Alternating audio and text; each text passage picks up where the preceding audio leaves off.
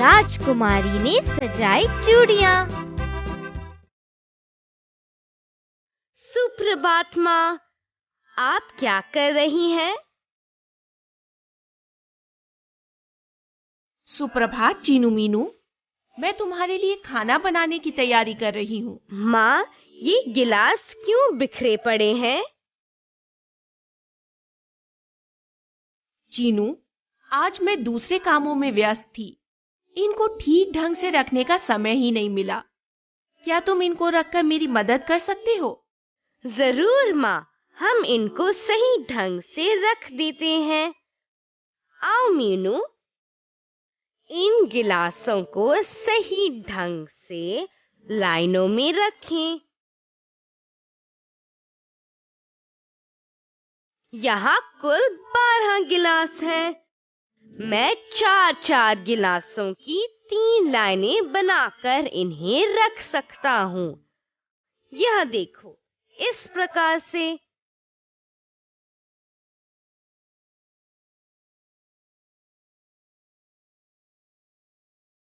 एक लाइन में 4 गिलास, दूसरे लाइन में भी 4 गिलास और तीसरी लाइन में भी 4 गिलास।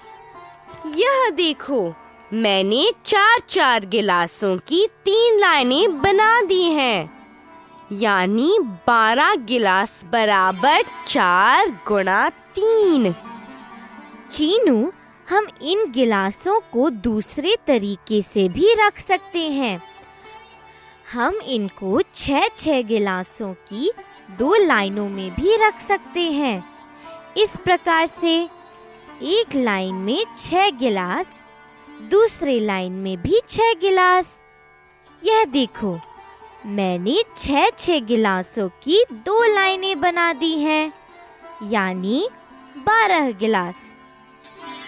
6 गुणा 2। मैं भी इन गिलासों को अलग तरीके से रखूंगा।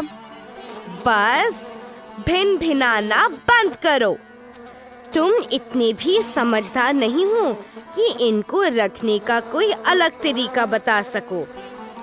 कोई बात नहीं चीनू, हमें बस से भी पूछ लेना चाहिए। वह भी तो हमारी मदद करना चाहता है। देखो बस, चीनू ने बताया 12 बराबर 4 गुणा 3 और मैंने बताया 12 बराबर 6 गुणा 2। अब तुम बताओ, तुम्हारा अलग तरीका कौन सा है? मीनू, यह तरीका बहुत आसान है। यह देखो, मैं 12 गिलासों को एक ही लाइन में रख देता हूँ। इस प्रकार से एक लाइन में 12 गिलास,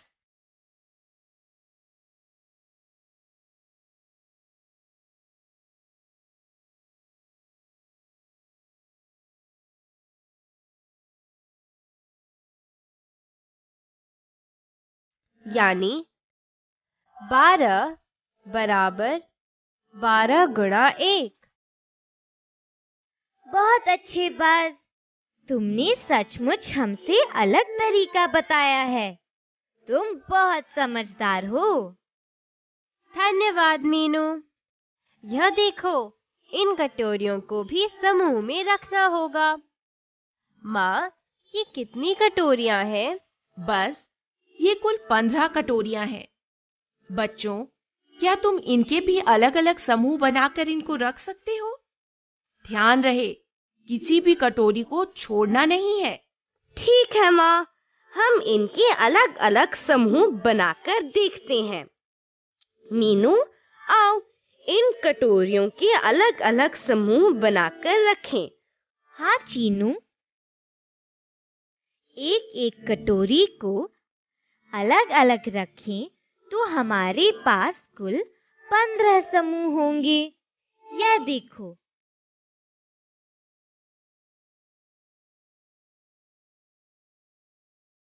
पंद्रह कटोरियों को अलग अलग रखा है। मीनू, इन 15 कटोरियों को 2-2 के समूह में रखें तो कितने समूह बनेंगे? बस, तुमने कैसे सवाल पूछा? तुम्हें कुछ नहीं आता। तुम यह भी नहीं जानते कि इन 15 कटोरियों से 2-2 के समूह ठीक से नहीं बनेंगे। एक कटोरी शेष छूट जाएगी। यह देखो।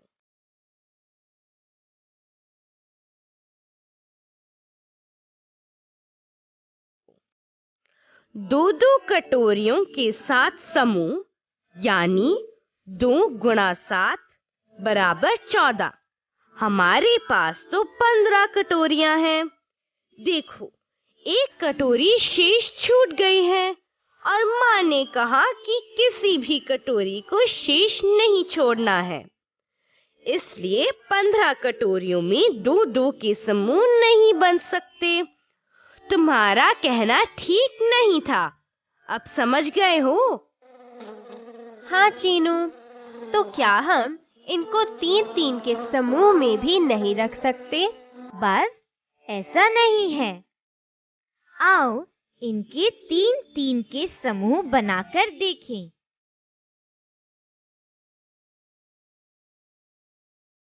यह देखो, यदि हम इनके 3-3 के समूह बनाएं तो हमारे पास 5 समूह होंगे, यानी 15 बराबर 3 गुणा 5।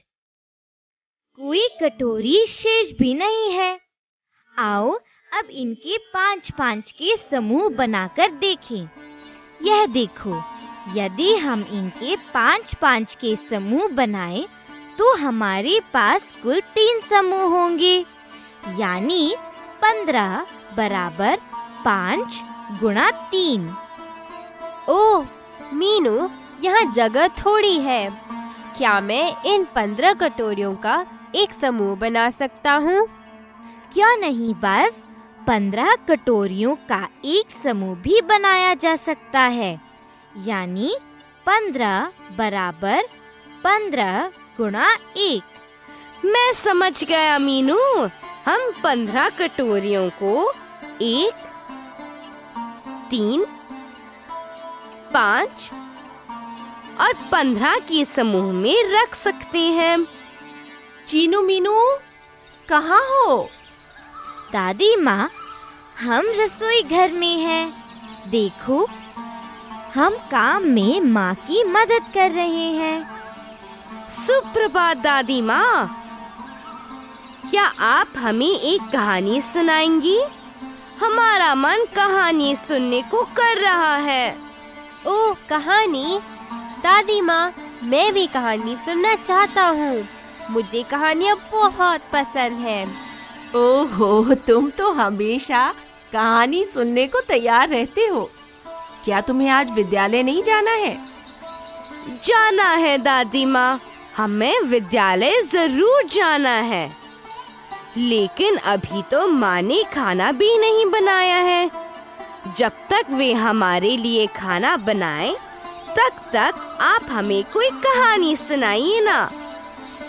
अच्छा चलो, तुम सब इधर आओ, मैं तुम्हें कहानी सुनाती हूँ। दादी माँ, हम सब यहाँ बैठेंगे। अब आप कहानी सुनाइए। ठीक है। एक बार की बात है, एक बहुत सुंदर राजकुमारी थी। उसे रंग बिरंगी चूड़ियां रखने का बहुत शौक था। उसे चूड़ियां इतनी पसंद थी कि जब वह रात को सोती थी तब सपने में भी उसको चूड़ियां दिखाई देती थीं। दादी माँ, सपने में चूड़ियाँ कैसी दिखाई देती हैं? बस जाओ, जाकर सो जाओ। जब तुम्हें चूड़ियों का सपना आए तब खुद ही देख लेना।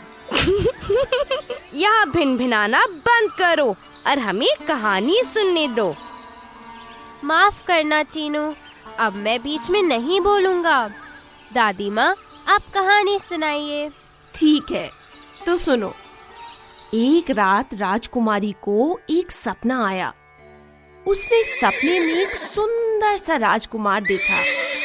राजकुमार घोड़े पर सवार होकर आया था।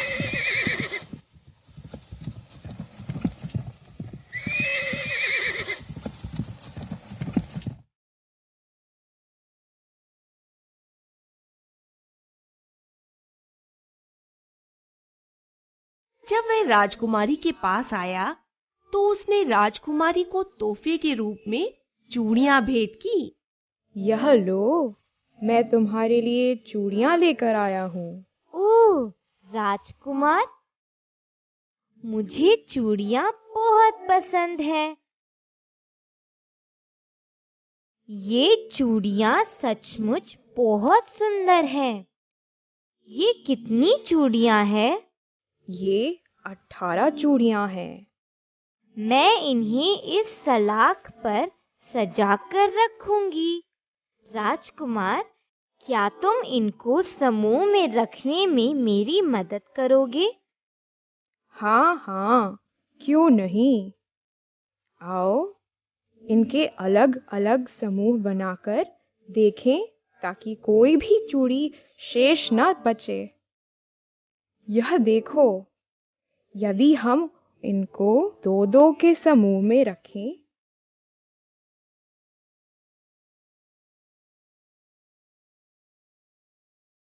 तो हमारे पास कुल 9 समूह होंगे। नहीं नहीं राजकुमार, यहाँ 9 समूहों को रखने की जगह नहीं है। कोई बात नहीं, हम इनको 3-3 के समूह बनाकर रखेंगे। यह देखो, 3-3 के समूह बनाए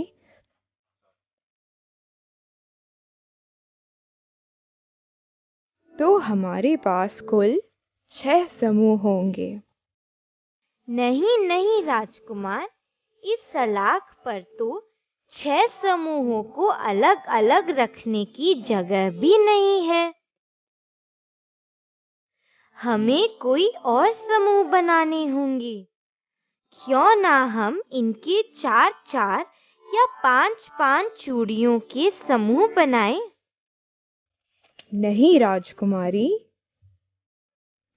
4-4 या 5-5 चूड़ियों के समूह बनाने से तो समूह पूरे नहीं बनेंगे। कुछ चूड़ियां शेष रह जाएंगी। यह देखो, 4-4 के समूह बनाए तो हमारे पास कुल 4 समूह बनेंगे। 4 समूह में 16 चूड़ियां होंगी और 2 चूड़ियां शेष रह जाएंगी। अगर 5-5 के समूह बनाए तो हमारे पास कुल 3 समूह बनेंगे।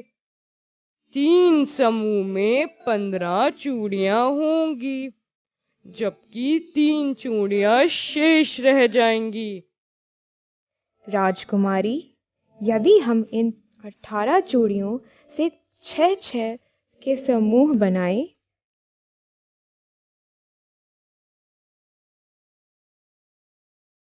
तो हमारे पास कुल 3 समूह बन सकते हैं और चूड़ियां भी शेष नहीं छूटेंगी। नहीं राजकुमार,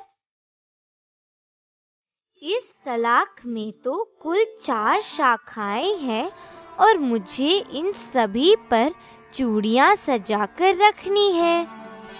3 समूह बनाकर रखूंगी तो सलाख की एक शाखा खाली छूट जाएगी। तब तो हमारे पास कुछ और चूड़ियां होनी चाहिए। क्योंकि हम 6-6 के समूह में रखेंगे तो 3 शाखाओं में चूड़ियां लग जाएंगी, क्योंकि 6 गुणा 3 बराबर 18। फिर तो एक शाखा बच जाएगी, क्योंकि यहाँ पर 4 शाखाएं हैं। उसके बाद हम या तो 9-9 के समूह में रख सकते हैं, जिसमें 2 शाखाएं बच जाएंगी, क्योंकि 9 गुणा 2 बराबर 18। या फिर 18 चूड़ियों का एक समूह बना सकते हैं, जिसमें 3 शाखाएं बच जाएंगी, क्योंकि 18 गुणा 1 बराबर 18। इस प्रकार से। वाह दादी माँ, देखा, राजकुमार तो एक चूड़ी का समूह बनाना ही भूल गया। बस राजकुमार जानता था कि एक चूड़ी का समूह तो बन जाएगा। मगर ऐसे बनाने से तो कुल 18 समूह बनते और सलाख पर तो 18 शाखाएं नहीं थी। अब तुम चुपचाप कहानी सुनो। दादी माँ, क्या राजकुमार और चूड़ियां लेकर आया था? हाँ चीनू, दूसरी रात जब वह राजकुमारी के सपने में आया तो उसके पास कुल 24 चूड़ियां थीं। वे चूड़ियां उसने राजकुमारी को दे दी और कहा, यह लो राजकुमारी, अब तुम अपनी सलाख ठीक ढंग से सजा पाओगी। ओह राजकुमार, क्या तुम मेरी मदद नहीं करोगी? क्या तुम मुझे बता सकते हो कि कौन-कौन से अलग-अलग समूह हम इन चूड़ियों से बना सकते हैं? क्यों नहीं राजकुमारी, हम इन 24 चूड़ियों को 1, 2, 3, 4, 6, 8, 12 और 24 के समूह में रख सकते हैं, किसी भी चूड़ी को छोड़े बिना। इस प्रकार से 1 के समूह में रखें तो 24 समूह बनेंगे, 2 के समूह में रखें तो 12 समूह बनेंगे, 3 के समूह में रखें तो 8 समूह बनेंगे, 4 के समूह में रखें तो 6 समूह बनेंगे, 6 के समूह में रखें तो 4 समूह बनेंगे, 8 के समूह में रखें तो 3 समूह बनेंगे, 12 के समूह में रखें तो 2 समूह बनेंगे और यदि 24 के समूह में रखें तो यह एक ही समूह होगा। ओ राजकुमार, हमें तो केवल 4 समूह ही चाहिए, क्योंकि इस सलाख में तो कुल 4 शाखाएं ही हैं। यानी 6-6 के समूह में रख सकते हैं। आओ इनको 6-6 के समूह में रखें। यह देखो, चूड़ियों से सजी यह सलाख कितनी सुंदर दिख रही है। हाँ राजकुमारी, सचमुच यह बहुत सुंदर दिख रही है। और इस प्रकार से राजकुमार ने चूड़ियों को सलाख पर रखने में राजकुमारी की मदद की। दादी माँ, इसका मतलब हमें दूसरों की मदद करनी चाहिए। हाँ, तुमने ठीक कहा। बस हमें दूसरों की हमेशा मदद करनी चाहिए। बच्चों, अब विद्यालय जाने का समय हो गया है। जल्दी से नाश्ता करके विद्यालय जाओ। दादी माँ, मैं भी विद्यालय जाऊंगा, मुझे भी पढ़ना है। बस भिन भिनाना बंद करो और जल्दी से नाश्ता करके हमारे साथ विद्यालय चलो। सुप्रभात अध्यापिका जी, क्या हम अंदर आ सकते हैं? सुप्रभात चीनू, सुप्रभात मीनू। आओ अंदर आकर अपनी अपनी जगह पर बैठ जाओ। धन्यवाद अध्यापिका जी।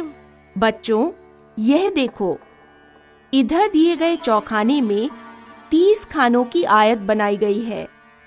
इस आयत की चौड़ाई 3 खानों के बराबर है। क्या तुम इसकी लंबाई बता सकते हो? अध्यापिका जी, मैं खाने गिनकर इसकी लंबाई बता सकता हूँ।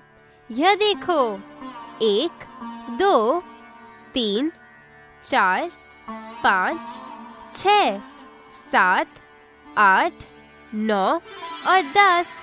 इस आयत की लंबाई 10 खानों की है। अध्यापिका जी, मैं किसी और 30 खानों को रंग कर एक अलग तरह की आयत भी बना सकता हूँ। ठीक है बाज, मुझे लगता है तुम्हें रंग करने का बहुत शौक है। यह लो रंग वाली पेंसिल और आयत को रंगो। यह देखो,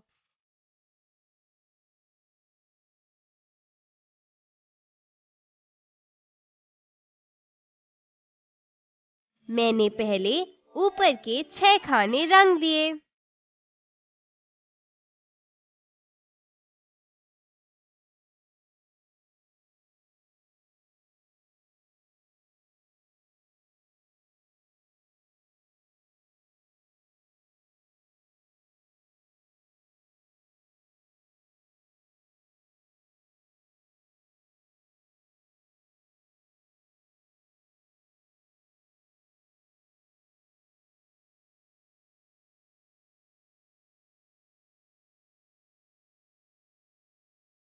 और अब 6 खानों की 5 लाइनें रंग दी हैं, यानी 6 खाने गुणा 5 बराबर है 30 खाने। बस तुमने जो आयत रंगी है उसकी लंबाई और चौड़ाई कितनी है? अध्यापिका जी, इसकी लंबाई 5 खानों के बराबर और चौड़ाई 6 खानों के बराबर है। बस तुम इसे कितने और तरीकों से रंग सकते हो? मैं इसको एक और तरीके से भी रंग सकता हूँ। यह देखो,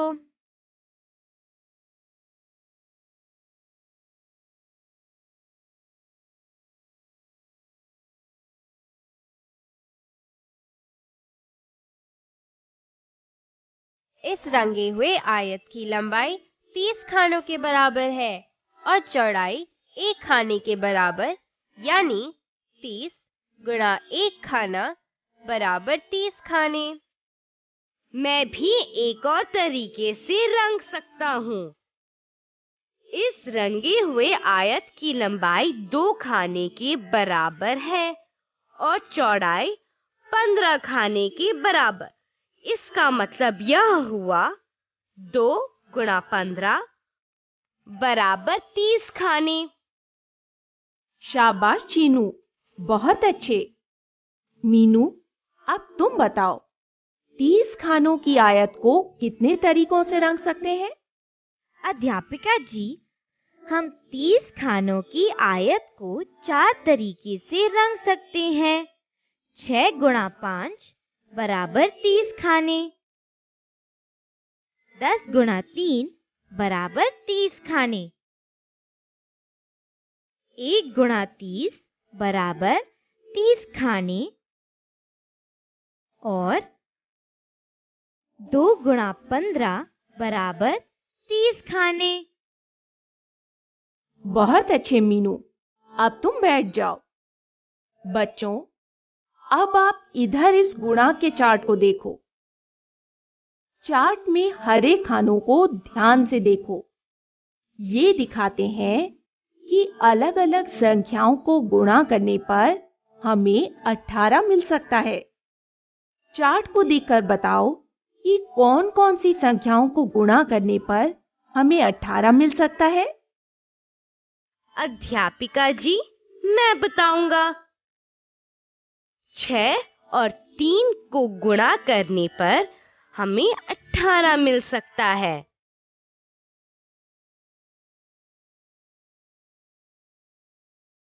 9 और 2 को गुणा करने पर हमें 18 मिल सकता है। और 18 और 1 को गुणा करने पर भी हमें 18 मिल सकता है। शाबाश चीनू, 18 बराबर 6 गुणा 3 होता है। इसलिए 18 संख्या 6 और 3 दोनों का गुणज है।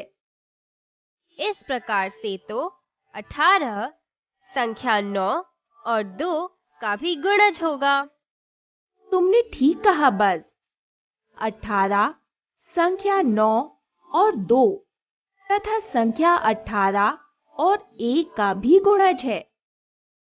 अध्यापिका जी, 18 तो इन सब संख्याएं यानी 1, 2, 3, 6, 9 और 18 का गुणज है, परंतु ये 1, 2, 3, 6, 9 और 18 संख्या 18 के क्या है? बहुत अच्छा प्रश्न किया। बस तुम सचमुच समझदार हो। 1, 2, 3, 6, 9 और 18 को हम संख्या 18 के गुणनखंड कह सकते हैं। यानी 18 इन 1, 2, 3, 6, 9 और 18 का गुणज हुआ। तो ये 1, 2, 3, 6, 9 और 18 सभी संख्या 18 के गुणनखंड हुए। तो अब हम समझे गुणज और गुणनखंड में क्या रिश्ता है। दोस्तों, क्या आप भी समझ पाए हैं? मैं तेरा गुणज, तू मेरा गुणनखंड के रिश्ते को। अध्यापिका जी, अब तो मैं संख्या 20 के गुणनखंड भी बता सकता हूँ। बहुत अच्छी चीनू, बताओ 20 के गुणनखंड क्या है? 20 बराबर 5 गुणा 4 होते हैं। इसलिए 5 और 4 दोनों 20 के गुणनखंड हैं और 20 इन दोनों का गुणज है। इसी प्रकार 20 बराबर 10 गुणा 2 होते हैं। इसलिए 10 और 2 दोनों ही संख्या 20 के गुणनखंड हैं और 20 इन दोनों का गुणज है। इसी प्रकार 20 बराबर 20 गुणा 1 होते हैं, यानी 20 और 1 दोनों ही 20 के गुणनखंड हैं और 20 इन दोनों का गुणज है। इस प्रकार 1, 2, 4, 5, 10, 20 ये सभी संख्या 20 के गुणनखंड हैं।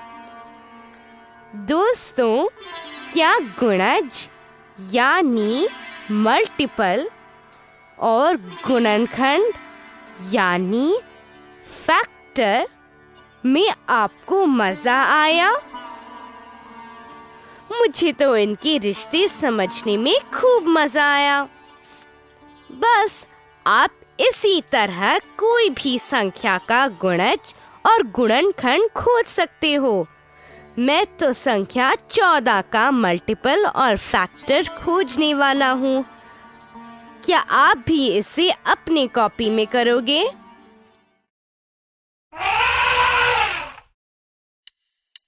आओ दोस्तों, खाली स्थान भरने में बज़ की मदद करें। 5 के और 2 ही गुणनखंड हैं।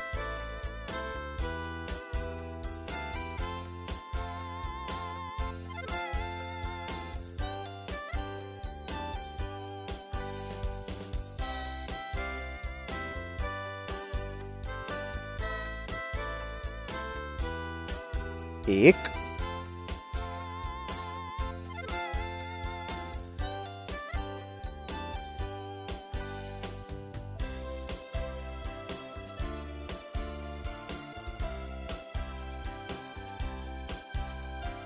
5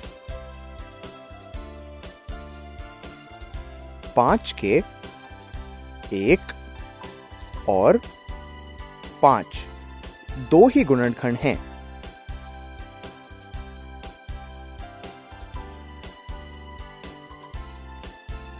36 का सबसे बड़ा गुणनखंड होगा।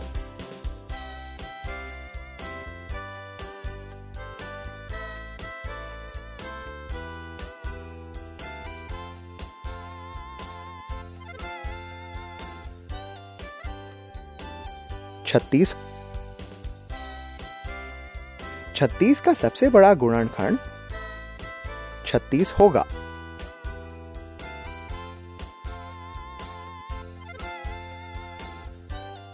पच्चीस के गुणनखंडों की कुल संख्या है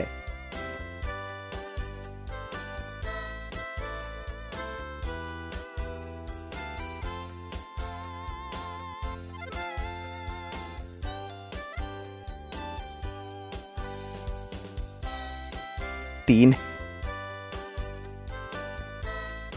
25 के गुणनखंडों की कुल संख्या 3 है।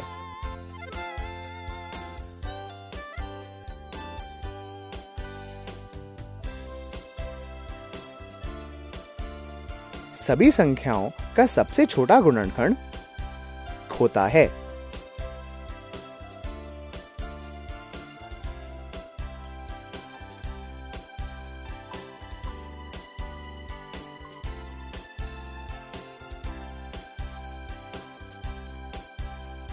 एक सभी संख्याओं का सबसे छोटा गुणनखंड 1 होता है।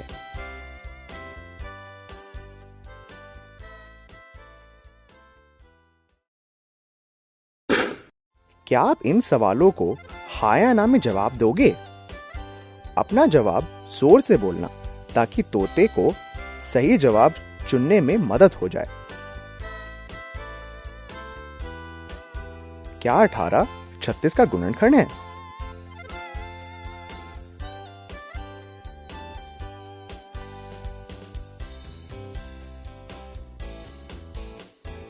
हाँ।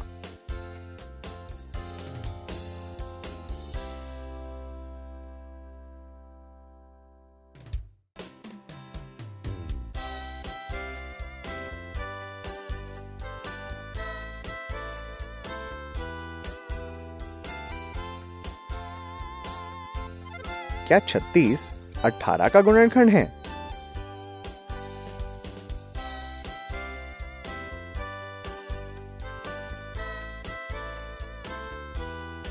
नहीं।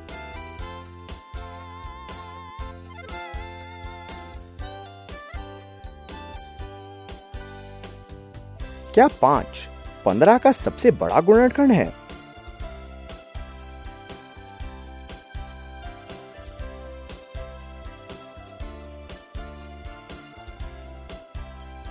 नहीं।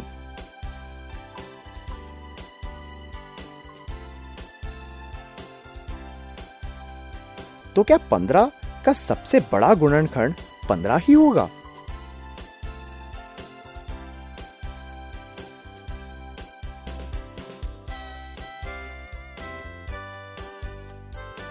हाँ।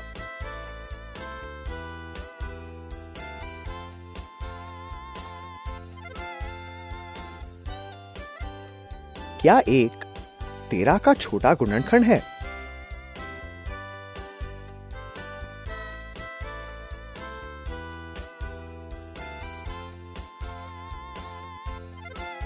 हाँ।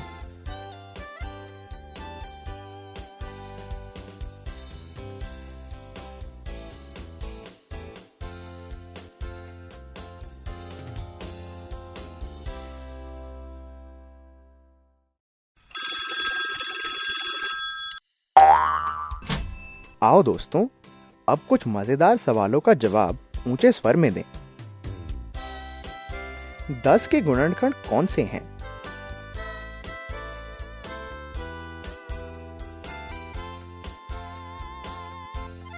एक, 2, 5 और 10। 1, 2, 5 और 10।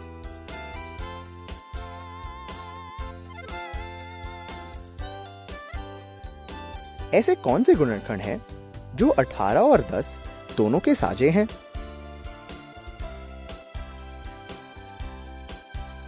1 और 2, 1 और 2।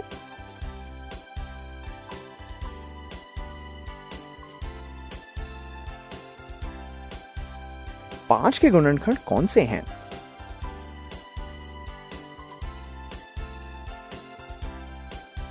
1 और 5, 1 और 5।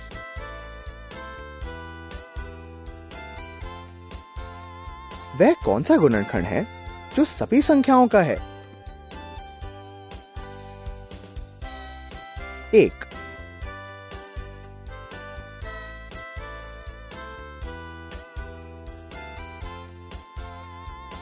ऐसी कौन सी संख्या है जिसका केवल एक ही गुणनखंड है?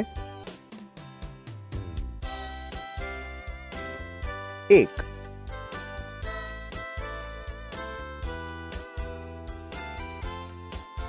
ऐसी कोई भी 3 संख्याएं बताओ जिनके केवल 2 ही गुणनखंड हैं।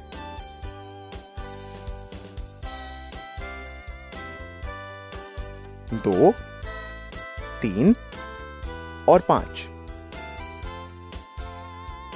2, 3 और 5।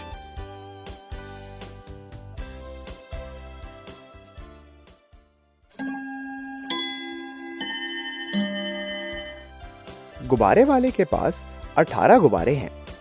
आओ इन गुब्बारों के अलग अलग समूह जो हम बना सकते हैं बनाकर गुब्बारे वाले की मदद करें। इसके लिए हमें 18 के गुणनखंड करने होंगे।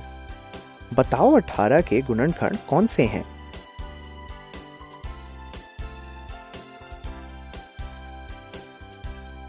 1,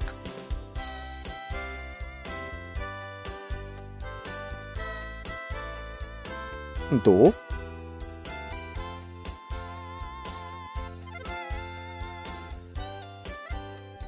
3,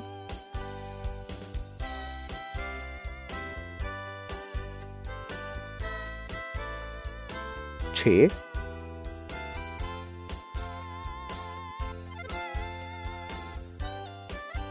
9 और 18। सीता चाची के पास 36 अंडे हैं। उनका अलग अलग समूह बनाने में वे आपकी मदद चाहती है। क्या आप उनकी मदद करोगे? इसके लिए चलो हम संख्या 36 के गुणनखंड का पता लगाएं।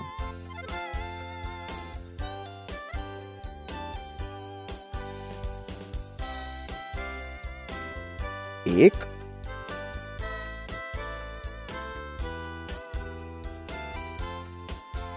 2,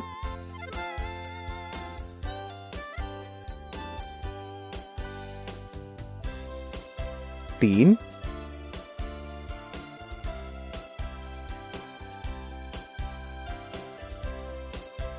4,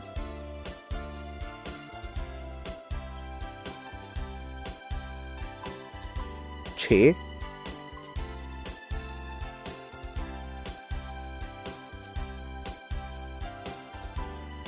9,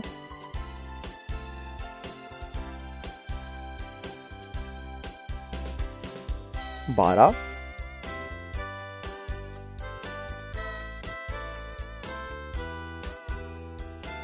18,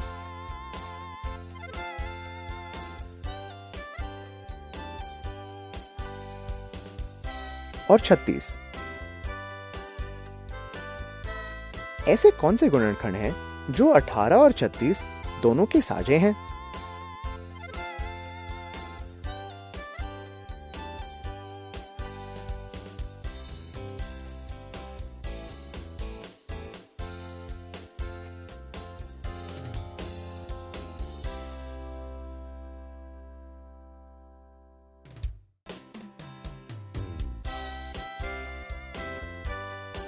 एक, 2, 3, 6, 9 और 18।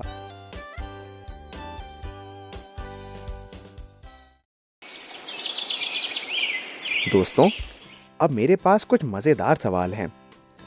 क्या आप इन सवालों के लिए कुछ जवाब ढूंढोगे? आप ये अपनी कॉपी में कर लेना। नीचे दी गई संख्या 18 के गुणनखंड वृक्ष को पूरा करो।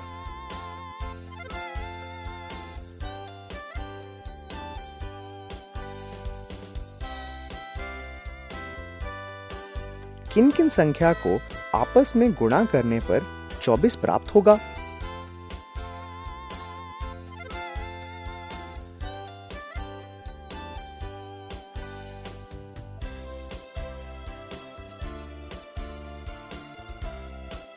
दस के गुणनखंड कौन कौन से हैं?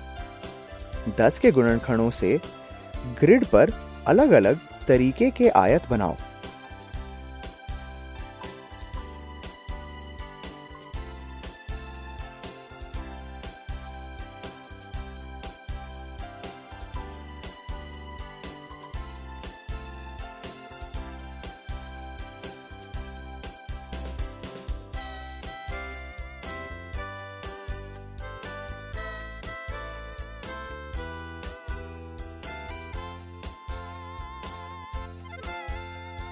तीस के गुणनखंडों की सहायता से भी चौकाने पर अलग अलग तरीके की आयतें बनाओ।